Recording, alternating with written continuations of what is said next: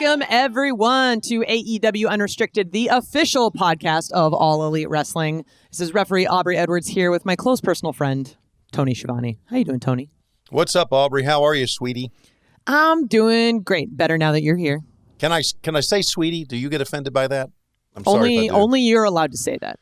Yeah, it's a Southern thing. It really is. I mean, I say sweetie, I say hello, dear, and honey. things like that. And honey, I just, I mean nothing by it except I love you. I do. You're I a love friend. you too. Yeah, you know we're who I buddies. also love? I love our guest today, Miss Vickie Guerrero, the Queen of Mean, host of the Excuse Me, the Vickie Guerrero Show. So happy to have you here, Vickie. Excuse me! Hello, love. I should have known better. I should have known to turn my volume down. I had to throw it in just one time. Stacy, can we mute her? How are ya? Hi, Tony. Hey, Vic. It's good to see you, sweetie. See there? There it is. There it is. I like it. Thank you for having me on. I'm so happy when I got an invite. You were as happy to get an invite as we were to see you a part of AEW. I can tell you that. It's really great to have you here. It's really great to have you with us. I am having a great time there. So it's been just walking on the clouds ever since I've been signed on. I remember back in, I think it was February, it was shortly after the cruise, I was talking to Nyla in the locker room, and she had mentioned that she had pitched you being her manager, and I'm like, yeah, let's get Vickie here. That would be amazing. Because, I mean, breaking kayfabe, like, you're this, like, really mean, loud, annoying person on TV, but behind the scenes, you are one of the nicest human beings I've ever met, and just an absolute sweetheart. So from a locker room perspective, I'm like, yes, let's get Vickie. From a talent on screen perspective, I'm like, yes, let's get Vickie. Well, you know, it's funny, Aubrey, because we were on the Jericho cruise. I did the podcast with all the women of AEW. Yes. And I was sitting across from Nyla, interviewing all of you guys. And I was like, oh my God, I just got like a ding. I want to be her manager. So, we started teasing it. And I love Nyla. I love what she stands for. We're having a great time. You've become such an integral part of her and her character, but she's already been able to talk. So sometimes you put a manager with someone who does not cut that well of a promo, but she does a great job with it. So you and her together, two great promos. It really makes for some interesting things. Yeah, it's been such a light to have her be able to do a promo. When you work with someone that can't talk or is mortified of being on the mic, it really makes things kind of lopsided because fans want to hear from the client as well. And she does a great job. And she's just, you guys know she's hilarious backstage. And the ideas that we come up with, and like, gosh, would that be approved or not? And usually they're not, but we try. Especially you two. It's like, nah, most of those are like, I don't know if Tony's going to go for that. Well, right now on BTE in our Nun segment, we haven't got the X yet, but it's getting good. There's some juicy stuff coming up. So oh my God. Fingers are crossed. I'm just crossing everything. I want to say something about that Nun segment. When you guys were walking down the hallway or down the breezeway in the nun outfit, yes, you could tell that Nyla was cracking up. You could just tell her face. She was as best as she could holding it in and not laughing at it. That had to be a lot of fun. And that's what we do. We laugh and then we're like, all right, get serious. Come on, let's do this. Let's hurry get this and then done. you laugh again. And then you're like, no, for serious this time. Yeah. And so, we're going to carry this nun thing, through all the traditional church things that people do, but we're going to have our own twist to it. And it's going to get really sick. So it's going to be a lot of fun. I'm so excited. Yeah. So you ended up getting your own theme music at AEW, which was a great way to introduce you, I think, at Fyter Fest this past year. What was that like? Did Mikey approach you? Like, how's the whole process of getting your own theme music as a manager work for someone at AEW? You know what? Let me just say that as long as I've been in this business as a superstar, no one has ever entertained the idea of me having my own Tron or music.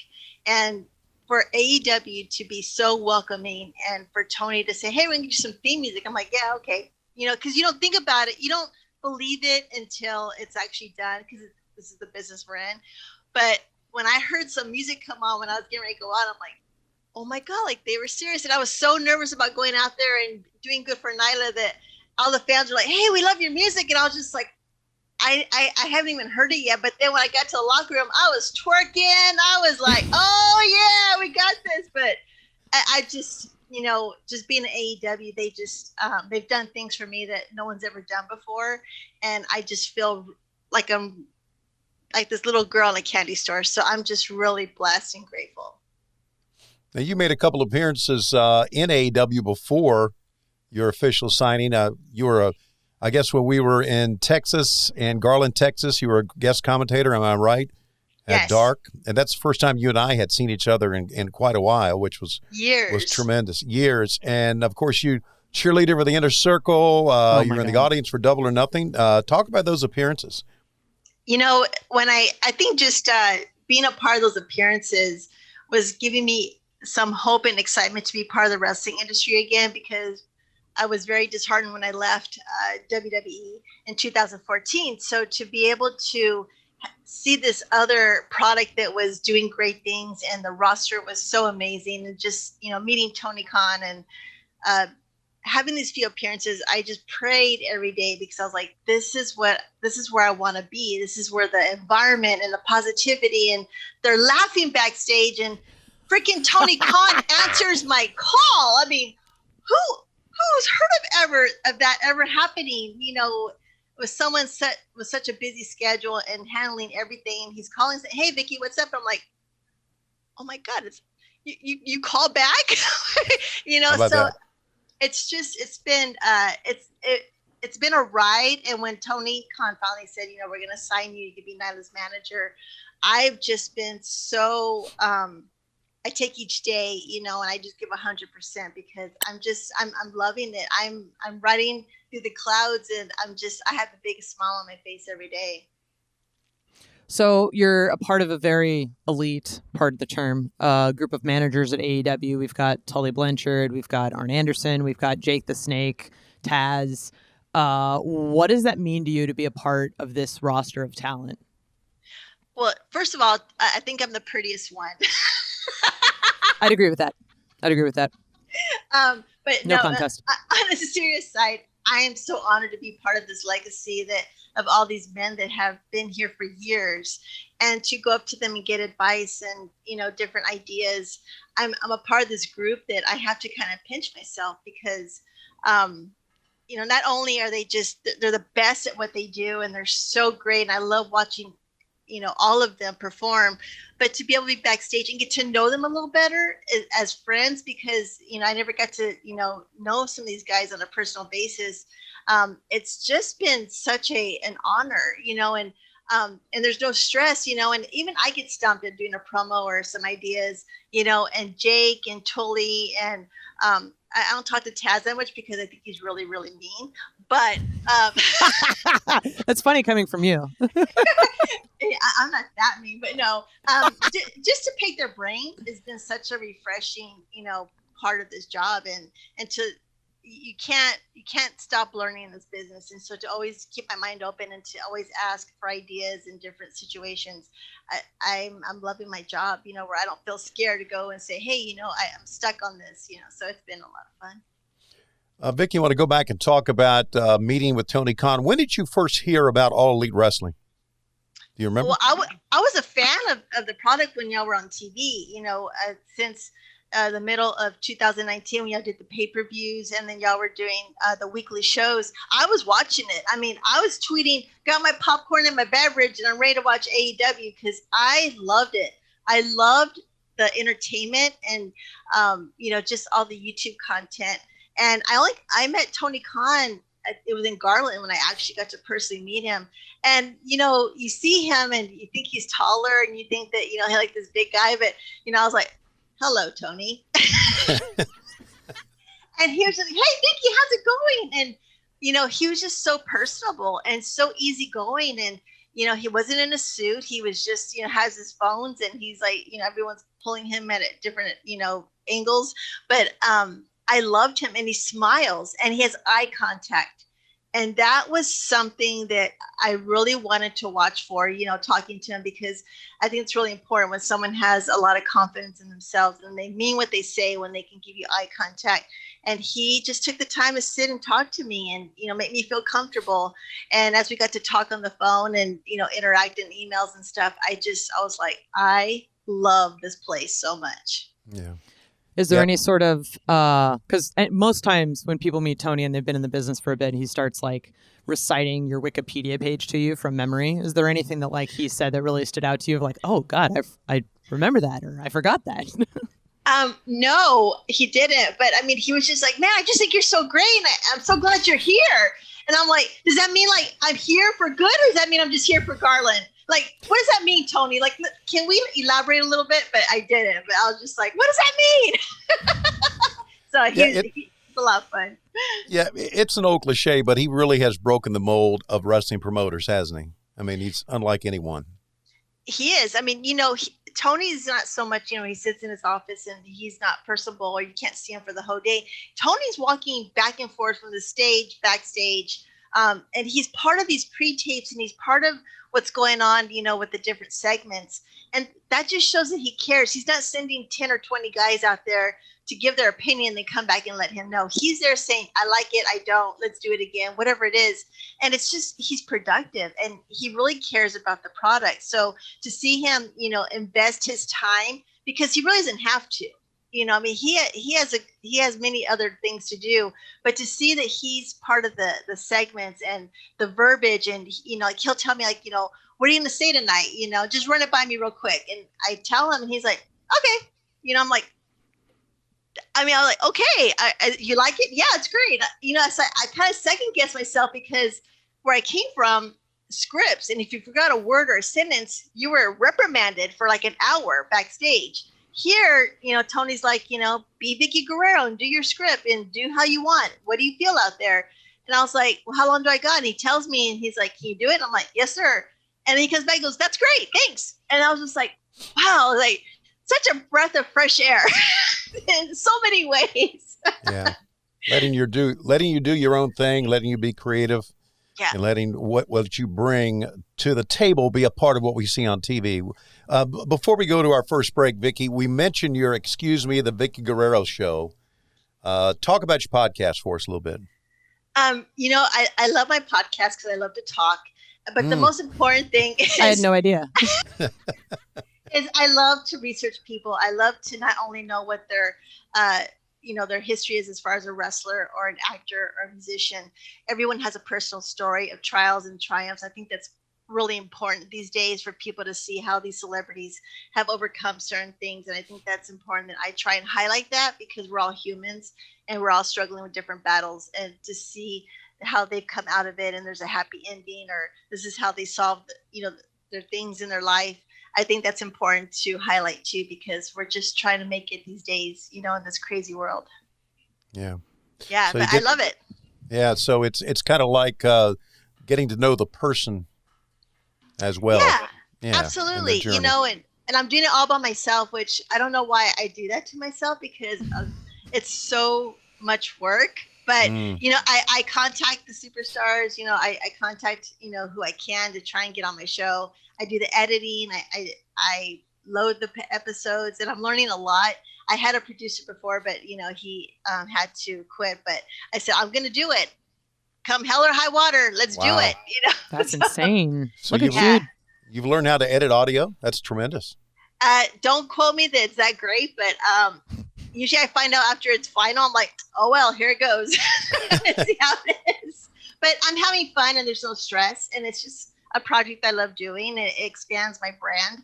And so hopefully I can get bigger and better. So that's always something I look for. We're talking with Vickie Guerrero here on AEW Unrestricted. Talked a little bit about her journey to AEW. So we'll talk a little bit more about moments and matches.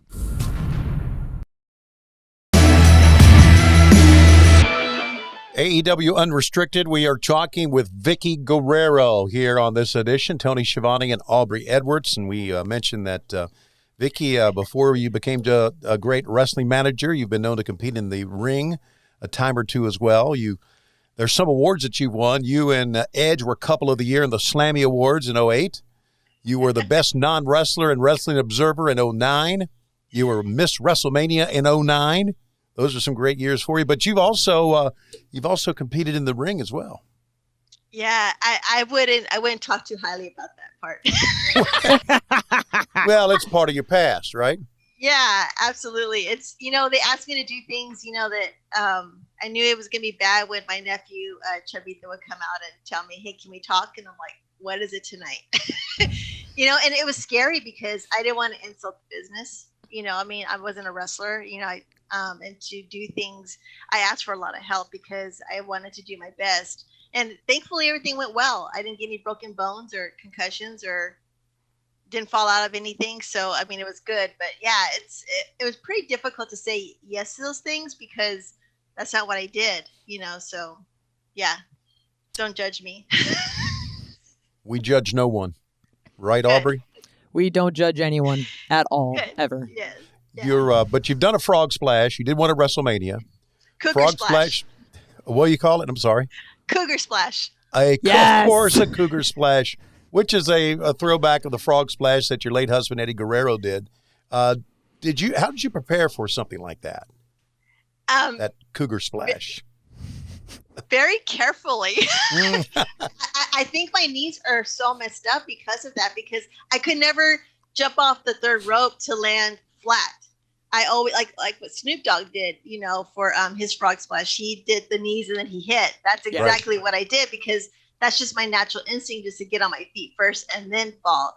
So I practiced for like 3 months, and I had a good friend of mine, Hector Rincon in El Paso, that was Eddie's best friend. He had a ring, and so I was practicing, and it was the things that guys do in the ring, I totally give them a bow down because it's scary up there. It's not fun, and Michelle McCool had to hold my hand up there because I was just frightened in front of WrestleMania. That was the biggest crowd I've ever been in front of, and to screw that up, I was like, yeah, I can't do that. So, but I wish I'd go back and do it again in so many ways, because I think, God, I could only have done this, but it was fun. There's something to be said. There's something to be said about like trying your best and not quite hitting it the way a wrestler does, because it's one of those, like, these are professional wrestlers. Like, this is what they do for a living. So part of like us telling a story as support roles is not quite being able to like do what they do, because it sort of puts them over in a way. Yeah. What these guys do in the ring, I'm just amazed, and I sit with my mouth open, just like, how is that even possible? And the confidence they have, but to be up there that high, I'm just glad it's over with. But when I look back at it, I just, I cringe because I'm thinking that looks so shitty. Highlights of Vickie Guerrero. Shitty frog splash. Yeah, it was. So you've managed multiple wrestlers in the past: Edge, Big Show, Chavo, Layla, Caitlyn, and now Nyla. So you've managed both men and women. Is there any sort of difference in how you approach your role, regardless of who it is you're managing? I think the most important thing that I keep in mind is that my role is just an embellishment of the superstar that's in the ring. And I really, I don't want to overshadow them at all. I like to do my little, cheating spots or be on the mic. But the one thing that I've always learned is that the less I do, the more powerful it is. Just because if I do something all the time, or I'm always trying to overshadow or try to take attention away from the match. Actually, Eddie taught me that, because I loved like Nancy and Miss Elizabeth, and I used to love the women managers. And Eddie always said, they're just there at certain times of the match to make an impact.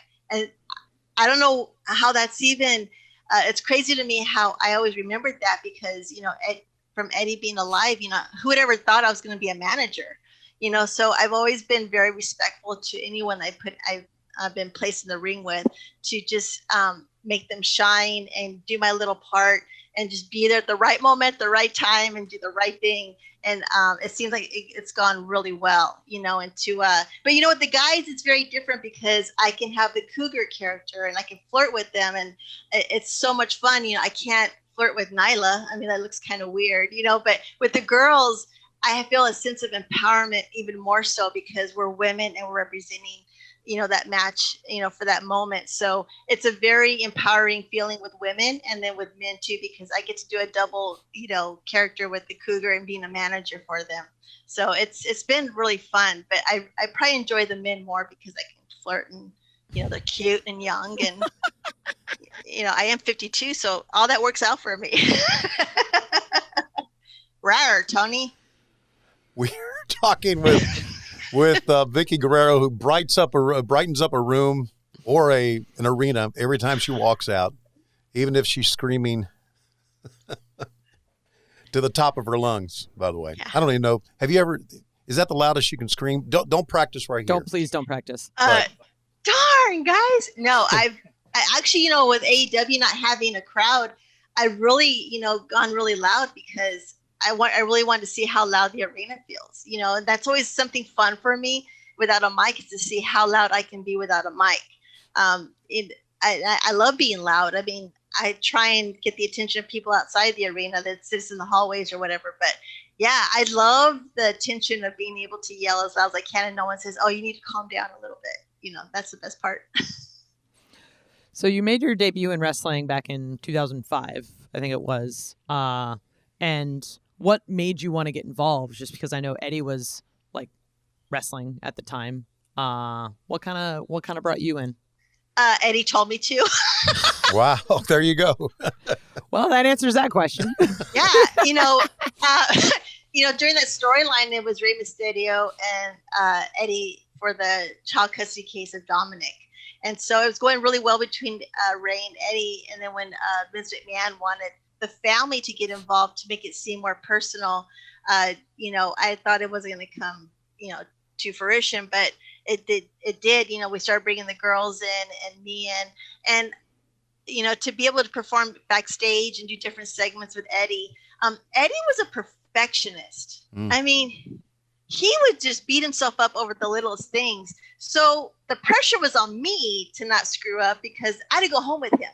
So that was something that was even twice as hard for me to try and do my best without getting that, well, you probably seen it, Tony, that Guerrero looked like, he was just going to be pissed off. But yep. I mean, he really helped me a lot because this is not what I did for a living. I was just a mom taking care of our girls. So he really coached me a lot of how to look in the camera and how to work, on how to stand and, what to say and how to say it. So he was so great. And I wish it would have been more of him being alive longer where I could have worked with him more. But it's just weird how life works out. I just had that great moment with him before he passed. Right. And, I know what you're talking about because Eddie would have, when I worked with him in WCW, some of the most sensational matches ever. Yeah. And I would go backstage at the end of the night, and if he was still back there, I would make it a point, let him know how great it was. And he would go, yeah, I don't know. It's like, would you stop it? You're the best performer here. And he was like, well, there was one thing so he was a perfectionist, I know. And I know, I mean, beyond perfection. So when he passed away, did you think about leaving the business, not going back to it? Did that ever cross your mind? I did. I mean, after we inducted Eddie into the Hall of Fame, me, my girls, and Chavo, and there was Chris and Ray, I just thought, this is it. This is the extent of where I'm supposed to be in the wrestling family, so to speak. And right. I left for like some months just to first take care of my girls because we were going through so much at home. Right. And but to be able just to kind of step away, I don't think I was really paying attention to the wrestling business that much, just because it's just personal. You just haven't going through stuff. But when Johnny Easy called me, probably it was August, and said, hey, we'd like to bring you in just for like a few months just to help with some of the storylines and keep Eddie's name and kind of keep his memory alive. And I told him, I said, just 2 months, because I have the girls. I mean, we're living in Phoenix, and I was trying to sell my house to go to El Paso, and he's like, sure, just 2 months, that's fine. That's good. Yeah. And so 2 months, and I was memorizing promos, and I was doing really well, and they were like, hey, we'd like to extend you another year and see how it goes. And a year ended up being 10 years. And so it just, I sit back still amazed that, I was able to go that long as a superstar. So Shaw has actually had some time in the ring. I think she started wrestling like 2010. What was your first reaction as a mother, having your daughter say she wants to become a part of the wrestling business? I told her I'm glad that your dad wasn't alive because he'd probably like ban every wrestling ring from her. I don't know how she would have done it, with Eddie alive, because I think that's really scary to think, because Eddie was so hard on his training and everything, but she had the bug for it. I mean, she was really ready to get in there and see what she could do. And she has a lot of mannerisms of Eddie, the way she walks like him, and she has his smirk. And so, I told her, I said, I sat her down and just told her the good and bad of the business. You have to sacrifice yourself before family, before anything else. And she was single, so it wasn't really important to her to have settle down with anyone. But she did well, and she went through her trials as being a wrestler, and got an eating disorder from the pressure they put on her from being a certain weight and how she had to look. But she came back now, and she always loved the wrestling business, and I'm really proud of her, for what she's doing. And now she's really taking it seriously, and she's great on the mic, and she loves to interview. So she's got the all-around talent that I think she's going to do really well in the future. We're talking with Vickie Guerrero. We're talking about Shaw, and she was the guest ring announcer during our women's tag team tournament. And I'm sure she was excited about that. Did a phenomenal job, we thought. 100%. Yeah. I was proud of her. Yeah, she had a great time there. Had she done some ring announcing in the past? She has. She was she was part of WOW, and then she did some work with Lucha Underground. All right. And then with Independence, she's always done interviewing and ring announcing. And then at WWE, she did a lot of that too. So she's had a really good background for the basics and what to do. And she has her own voice. She sounds like a man sometimes when I hear her. But she's brought that own character of herself, to be different and unique from the other women announcers. So I think she's going to do really well. And she loved AEW, being there. I mean, she got the bug too. She's just like, this is what you've been talking about. Like, this is a lot of fun here. And I'm like, I told you. It's been great seeing her in training when she does stop by every now and then. It's like, hey, what's up, Shaw? Yeah. She just loves how there's training available for the women there. I mean, Dustin, Rhodes doing that is just, he's incredible. And all the women, get to benefit so much from that. We're talking to Vickie Guerrero, family affair that wrestling is. Coming up, we've got some awesome fan questions. And of course, not surprisingly, there are quite a few.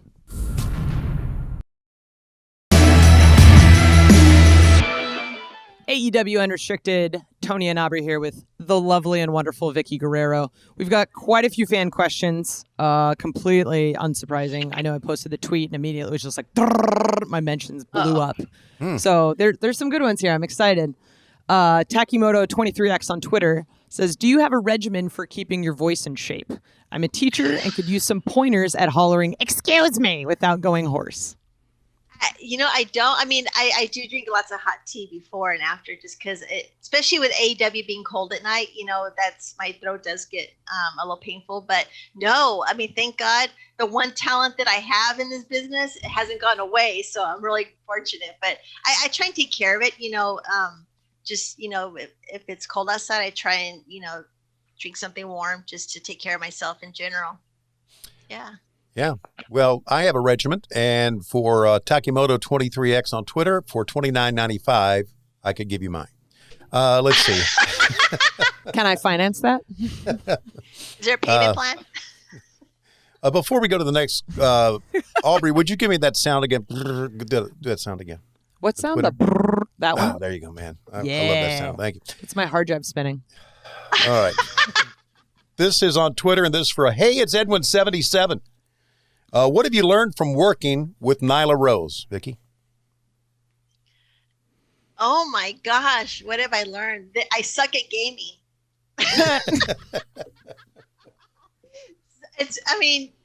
I really didn't know how talented and creative she was, just getting to know her from just a fan perspective. She's very intelligent and creative, and she has that director's mind of, like when we film our content backstage, she says, hey, step in here, say this at this point. I'm like, wow, who the hell are you? Like, this is pretty cool. So, but I've learned so much from her story of what she represents, that she doesn't take any slack from anyone, and she's so confident in herself that she don't give a shit, and she's gonna go do what she loves, and she's gonna be in the middle of that ring standing tall. And that's something I learned from her, just because as women, and you can attest to this, Aubrey, that as women this industry can be very negative and very hard on us emotionally. 100%. And yeah, so to be able to get in that ring and stand next to Nyla and go, oh my gosh, I believe in this chick's story and what she's doing. I'm going to stand here and stand just as proud. So it always helps in my confidence that I have other women that are doing the same thing that I am, and we're all empowering each other. Nyla's definitely one of those people that I'm like, I want to be her when I grow up. Oh, I know she's going to put me. The amount of just confidence she has is absolutely insane. Yeah, I know she's going to put me through a table one of these days, because there's going to be like some, spoilers. Yeah. So I want her to do it. Just put it that way. I believe in her. Oh, she will. I've seen her do it before. I think she put a ref through a table. I'm a little afraid. Oh boy. Man. Yeah. Dark Order number 69. Oh, yeah. On Twitter asks, you talk a lot on your podcast about wanting to put together a stable.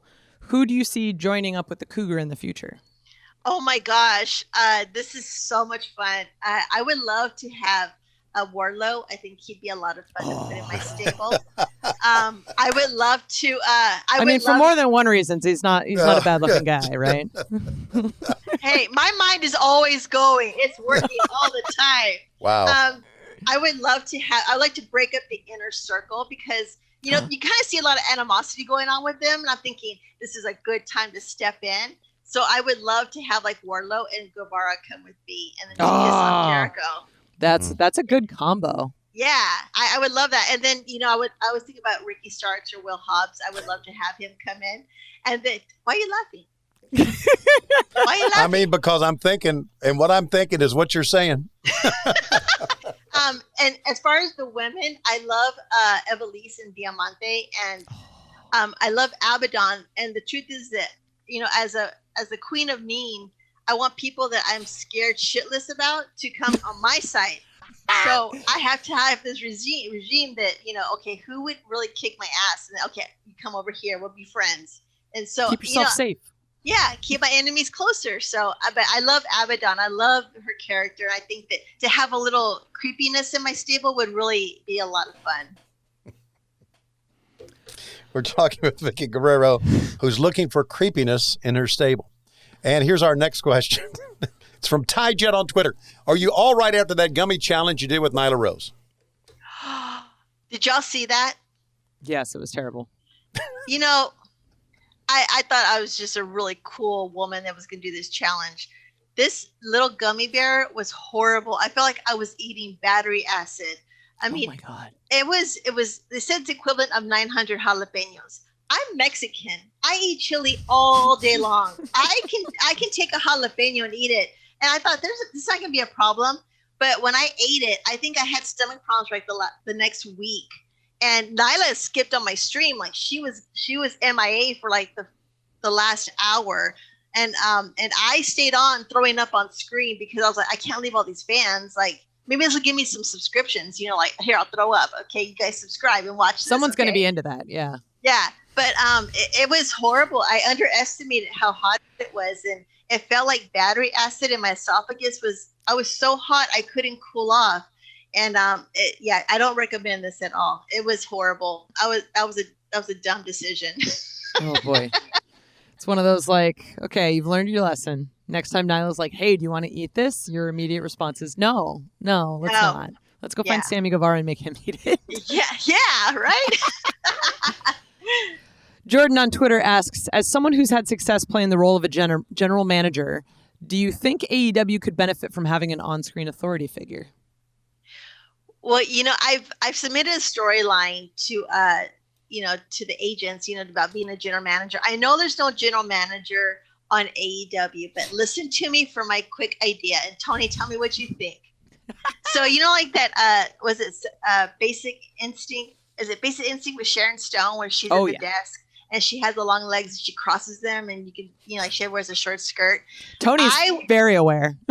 I can picture me trying to manipulate Tony Khan by romancing him and being seductive with him and like giving him, my woman power to say, just let me be general manager just for like a month. Just let me try it. Of course, as a heel, I'm never going to be a general manager, but I think the segments would be so incredibly uncomfortable for Tony that it would get great ratings.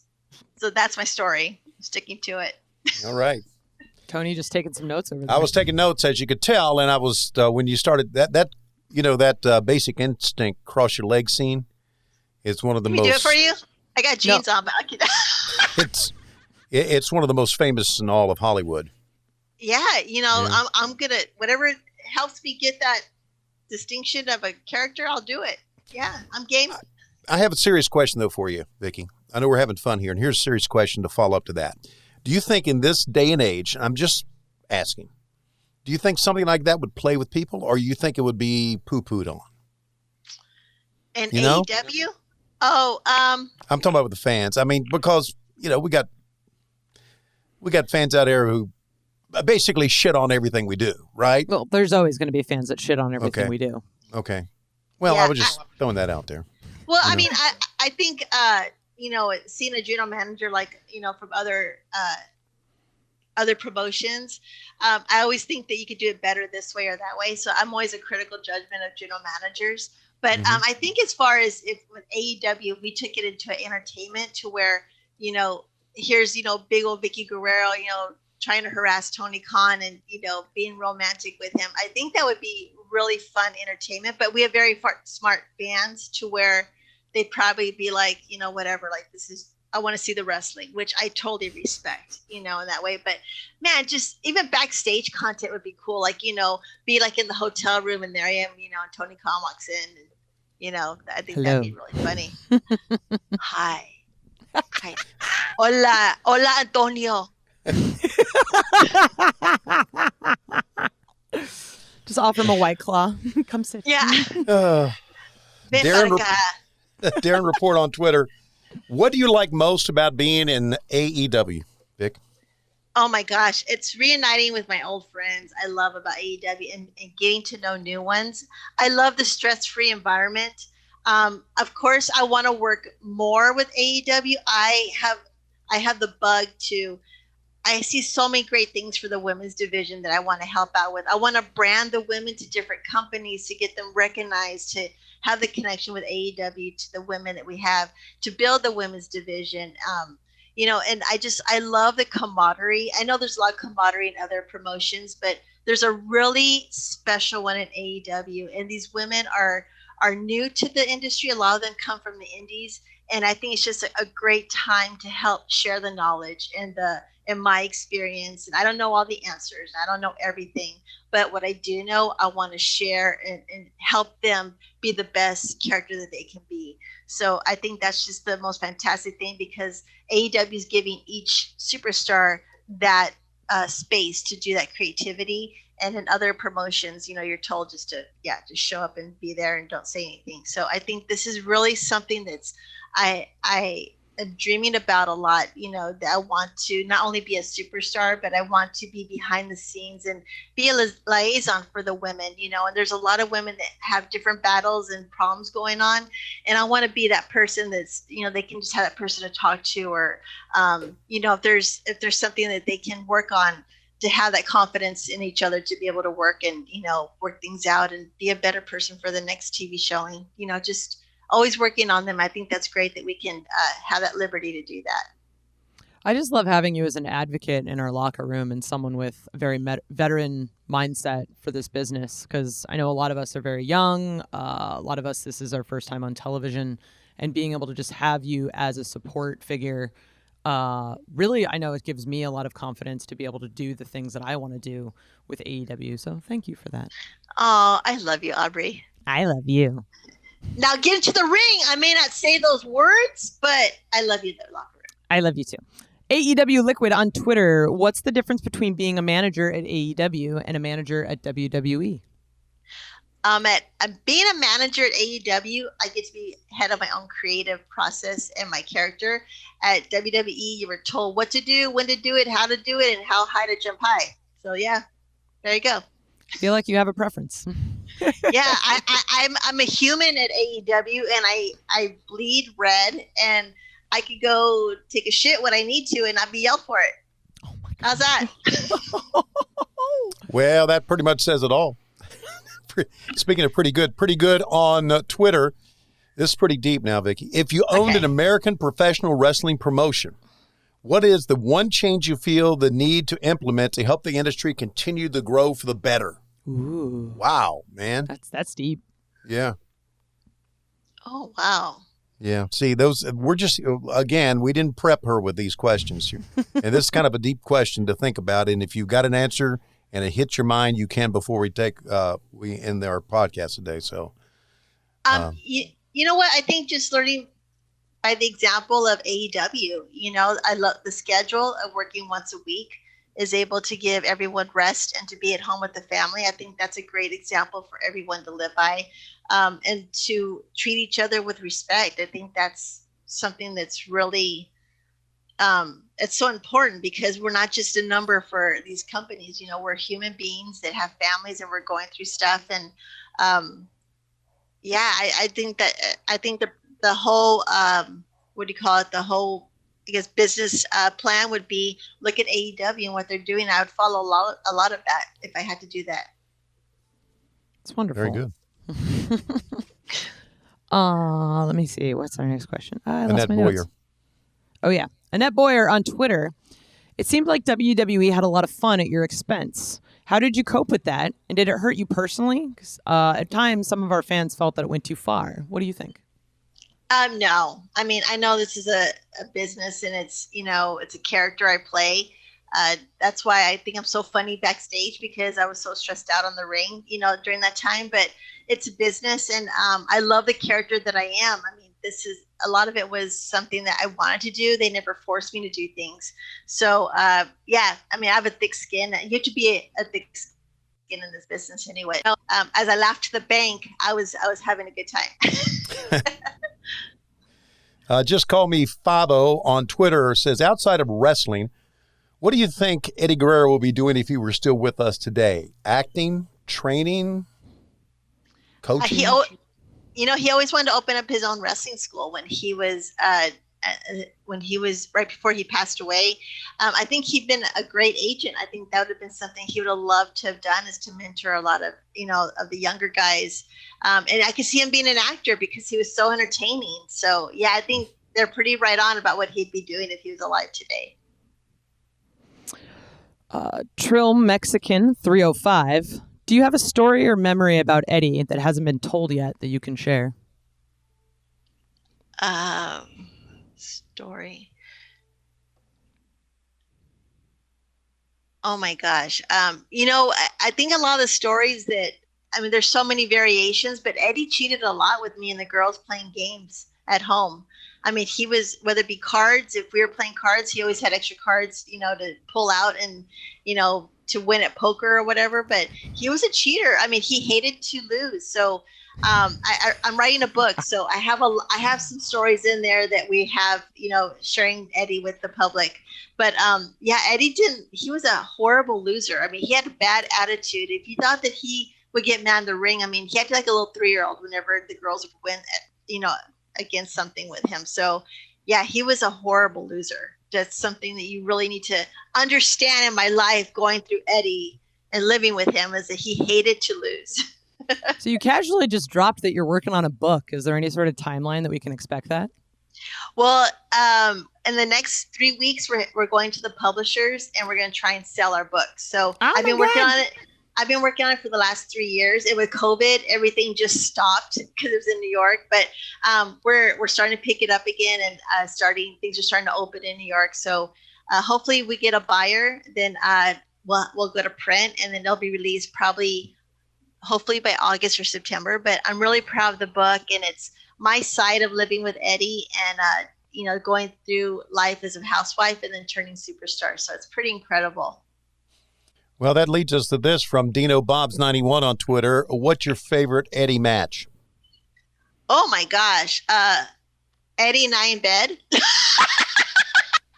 And we're desperately out of time. We'll see you next time. Welcome to AEW Unrestricted. This has been great. Oh my God. Oh. You want entertainment? Here's your entertainment. No. So seriously, guys. So the best part is in this moment, like, this is just normal, like, everyday conversation for you and I, because, like, we're very open in the locker room and whatnot. Okay. So Tony's just like, what's going on? It's like, oh no, this is regular Vickie. Okay, then I've got a follow-up question. I don't know if I want to hear this follow-up question. It's from Tony Schiavone 24 on Twitter. Did Eddie put you over? Yes, many times. Did he put you over first? Yes. Yeah. Good. Yeah. And then he powdered out. Oh wow! I don't think we've ever had a better end to an interview than this. This is pretty damn great. Oh my God! Tune into AEW Dynamite every Wednesday, 8:00, 7 Central on TNT. Oh my God! Thank you for this wonderful tidbit of knowledge, Vickie. You are very welcome. I'll bill you guys. Don't forget, you can listen to this podcast if it will continue after this one. We're not sure. Free, just subscribe and like AEW Unrestricted. By the way, you can follow Vickie on Instagram at Vickie Guerrero _Vickie, on Twitter at Vickie Guerrero, one word. You can just, as we said, be sure to follow the Vickie Guerrero Show, wherever you get your podcast. So thanks, Vickie. It's been a lot of fun. Thank you, guys. I'm glad I got to make y'all laugh. You sure did. Wonderful. Have a great rest of your day, Vickie. Love you guys. Bye. Okay, I'm Tony Schiavone. I'm Aubrey Edwards. And we'll see you next time on AEW Unrestricted. Very. Yeah.